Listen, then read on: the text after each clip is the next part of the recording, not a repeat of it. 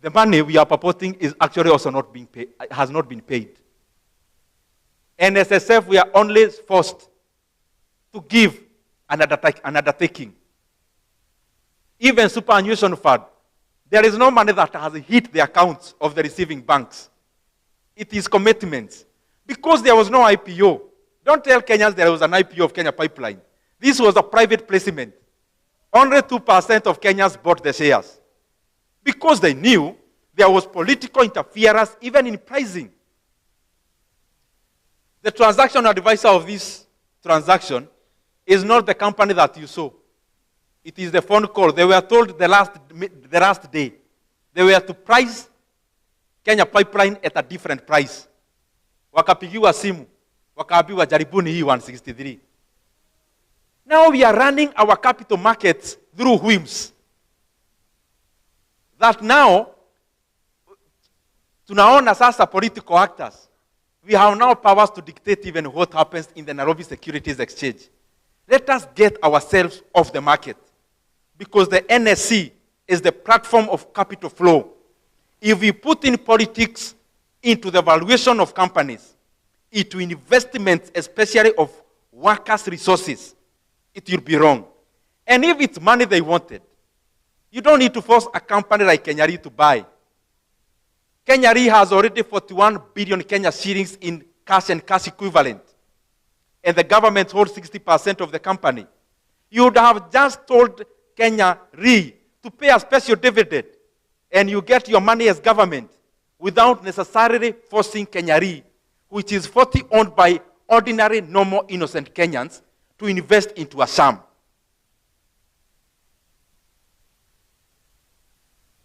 The last thing, munaona vile kunaenda Iran. Now the oil prices, you are seeing how they are going. But there is something I've been talking about every day until people think I have nothing else to talk about. That thing is called securitization. Securitization was an illegal borrowing that was done by government. And now we have the budget policy statement. They don't even know how to account it in the books of government. They are trying to account for it as a revenue. They are trying to account for it as what? It is betraying them because it is a debt which they don't want to admit. Unfortunately, Kenyans will soon hear some choruses from government. Because they want to raise fuel prices, they will now start blaming Iran and Middle East. And I give you 2 months, you'll see that happening in Kenya. Below 2 months, you'll hear EPRA raising the fuel prices in a manner that is higher than the global oil prices trades. But this is the thing. In 2022, oil per barrel was hovering around $100 per barrel. Even after going up as of today, the crude oil prices, they are trading at around 76, and Brent, which is called sweet oil, is trading at around $82 per barrel, which is lower than what President Uhuru Kenyatta left. The global oil prices are lower now today by over 30% of what Uhuru left. But oil prices in Kenya has not gone down commensurate. Why? Because the government introduced an 8% VAT on fuel, which was not there. And in 2024, just after the protests, the government introduced a 7% levy on fuel. They actually waited for when the oil prices were to go down, wakaweka levy at 7 shillings, which was signed by the then minister. It actually never came to parliament. It was just a gazette notice. And therefore, before they come to tell us a chorus about how they are going to raise oil prices, they must face Kenyans and tell them they have denied Kenyans an opportunity to buy fuel for a lower price because of the 7 shillings and because of the 8% in terms of VAT.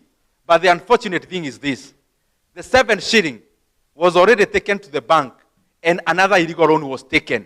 So that money, which you are paying for, the reason it's not building roads is because it was taken to some banks, and the government, through securitization, has already taken that money in advance for the next 7 years.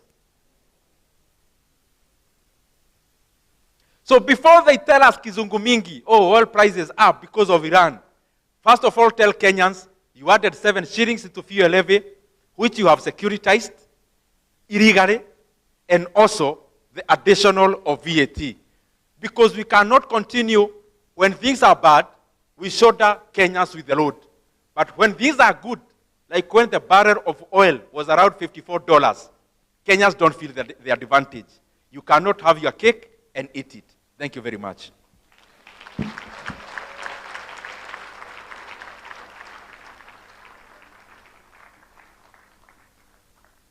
Deserve a better round of applause. Let's all be upstanding and just clap for him. We can give 5 factorial after doing all those maths. 5 factorial starting 3, 2, we are still standing. 3, 2, 1.